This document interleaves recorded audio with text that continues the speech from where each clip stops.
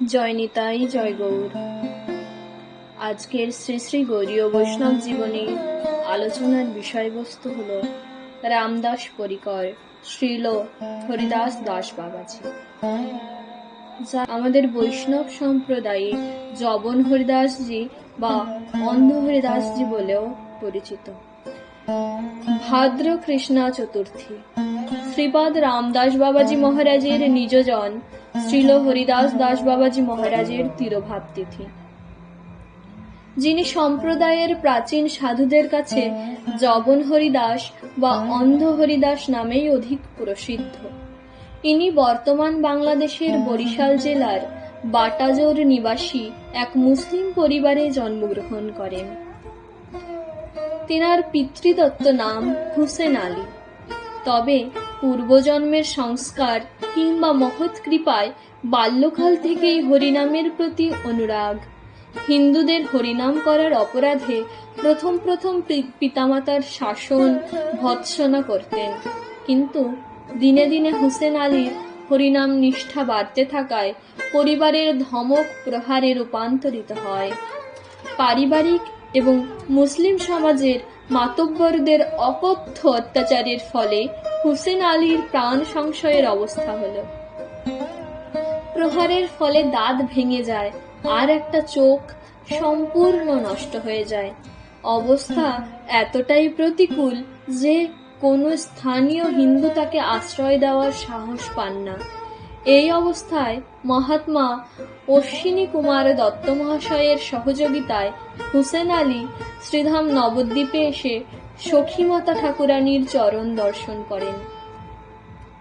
সখীমার উদ্যোগে হুসেন আলীকে শ্রীখণ্ডের বড়ডাঙ্গার উৎসবে পাঠানো হয়।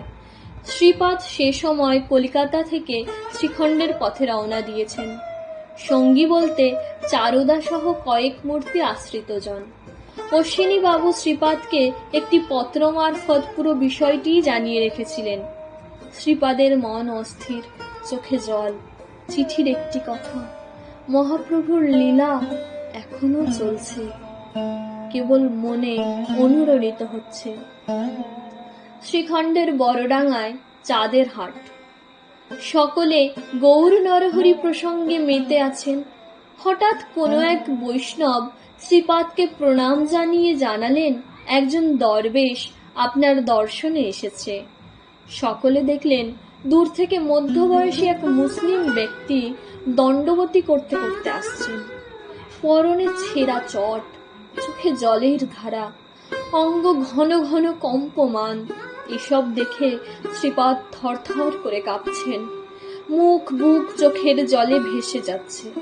খানিক বাদে একটু স্থির হয়ে বললেন, একে সঙ্গে নাও।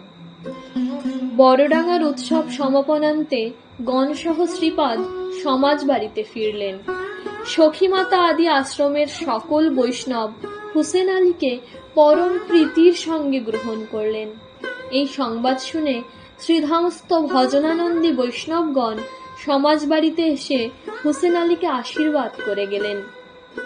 পরের দিন শ্রীপাদ আনুষ্ঠানিকভাবে রাধারমণ দেবের সম্মুখে নিতাই গৌর নাম মন্ত্র প্রদান করে চিরদিনের জন্য আত্মসাৎ করলেন।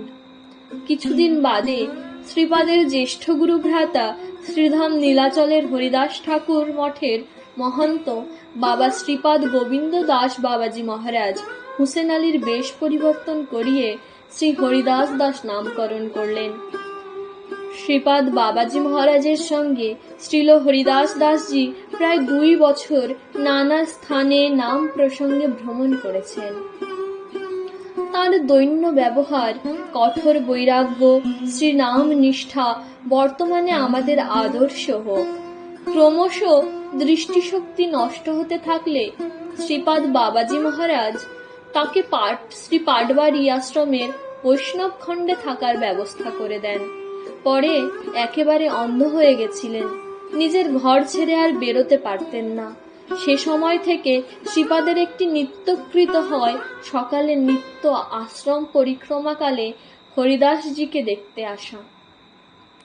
নদে, নীলাচল, বৃন্দাবনে যেখানেই থাকুন না কেন, পাটবাড়ি থেকে কেউ গেলে তাকে সর্বপ্রথম হরিদাস দাসজির কুশল বার্তা জিজ্ঞাসা করতেন। পাটবাড়িতে থাকাকালীন নিত্যদিন বৈষ্ণব খণ্ডের দ্বারে এসে মধুর স্বরে বলতেন, জয়নিতাই হরিদাস, কেমন আছো, সব কুশল তো? সঙ্গে সঙ্গে অন্ধ হরিদাসজি ব্যাকুলিত চিত্তে বাবা বাবা বলতে বলতে ঘর থেকে বেরিয়ে এসে শ্রীপাদের চরণে প্রণাম নিবেদন করতেন। এরপর শ্রীপাদ নিজ ঘরে গিয়ে স্নানের জন্য প্রস্তুতি নিতেন। একবার অন্তরঙ্গ জনেদের কাছে শ্রীল কৃষ্ণানন্দ দাস বাবাজি অর্থাৎ কেদার পণ্ডিত বলেছিলেন, নীলাচলে যেমন শ্রীমন মহাপ্রভুর শ্রী জগন্নাথ দেবের মঙ্গল আরতি দর্শন করে হরিদাস ঠাকুরকে দর্শন দিতে প্রতিদিন সিদ্ধবকুলে নিজ ভোগ মাধুরী ভোগের আশে যেতেন, ঠিক তেমনি বাবাজি মশাইয়েরও হরিদাসকে দেখতে হরিদাসকে দেখে বাবাজি মশাই কি ভোগ করতেন তা তিনিই জানেন। এহেন মহাপ্রাণ বৈষ্ণব 1365 বঙ্গাব্দের ভাদ্র কৃষ্ণা চতুর্থী তিথিতে শ্রী পাটবাড়ি আশ্রমে নিত্য লীলায় প্রবিষ্ট হন। প্রভু রামের গণ সব পতিত পাবন, তাই লোভে মুই পাপী লইনু শরণ।